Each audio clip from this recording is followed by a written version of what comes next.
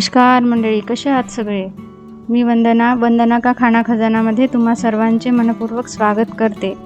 मी आज तुमच्यासाठी तुमचे काम सोपी करायला झटपट अशी साधी सोपी आणि खायला तेवढीच टेस्टी अशी रेसिपी आणली आहे। ती म्हणजे वाचलेल्या चिकनच्या भाजीपासून बिर्याणी। बरेचदा आपण सकाळी चिकन बनवतो आणि खूप सारी भाजी वाचते। आपले सकाळीच भरपूर कामं होऊन जातात, मग रात्री काही करायचं कंटाळा येतो। अशा वेळेस काय करावे काही सुचत नाही। त्यासाठीच अगदी ही सोपी अशी रेसिपी आहे। मग चला तर वळूया रेसिपीकडे। इथे मी एक मातीची हांडी घेतली आहे, त्यामध्ये एक पळी तेल टाकले आहे। तेल गरम झाले की त्यामध्ये जिऱ्याची फोडणी देऊन देऊ। आता तेलामध्ये एक बारीक चिरलेला कांदा टाकून घेऊ। कांदा परतवून झाला की त्यामध्ये एक हिरवी मिरची तोडून टाकून घेऊ। त्यानंतर पुदिन्याचे पानं टाकून घेऊ।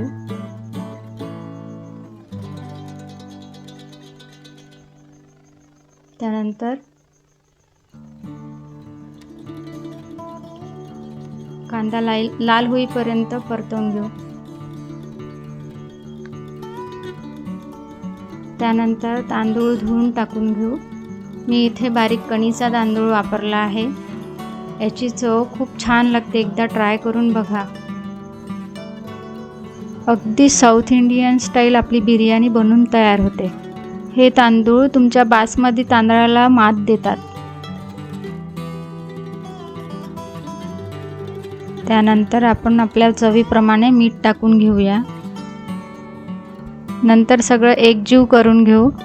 इथे तुम्ही बघू शकता माझी सकाळची चिकनची भाजी वाचली होती, त्यापासून मी ही बिर्याणी बनवत आहे।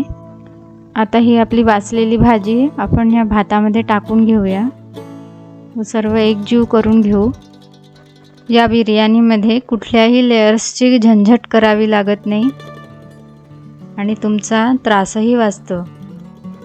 अशी ही साधी सिंपल बिर्याणी आहे। चिकनच्या भांड्यात पाणी टाकून ते पाणी टाकून घेऊ आणि नंतर गरम मसाला टाकून घेऊ। पाणी एवढेच टाकून घ्या की ज्याच्यामुळे आपली बिर्याणी मोकळी झाली पाहिजे। मी इथे भाताच्या 1 इंच वर एवढं पाणी टाकलं आहे, यामुळे आपली बिर्याणी छान मोकळी होईल। आता याला आपण झाकून 20 मिनिटापर्यंत एकदम मंद आचेवर शिजवून घेऊ। तुम्हाला हवे असेल तर इथे तुम्ही दम पण लावू शकता। आता 20 मिनिट झाले आहे। तुम्ही बघू शकता की आपली बिर्याणी शिजून तयार आहे। तुम्ही बघितली आपली बिर्याणी अगदी झटपट अशी तयार झाली आहे आणि चवीला तेवढीच टेस्टी लागते। आता आपण बारीक चिरलेली कोथिंबीर टाकून घेऊया आणि आपली बिर्याणी सर्व करायला तयार आहे। तुम्ही ही बिर्याणी हांडीत करून बघा, हांडीमुळे याची चव अजून जास्त छान वाटते। व्हिडिओ आवडला असेल तर माझ्या व्हिडिओला लाईक करा आणि माझ्या चॅनलला सबस्क्राईब करा। धन्यवाद।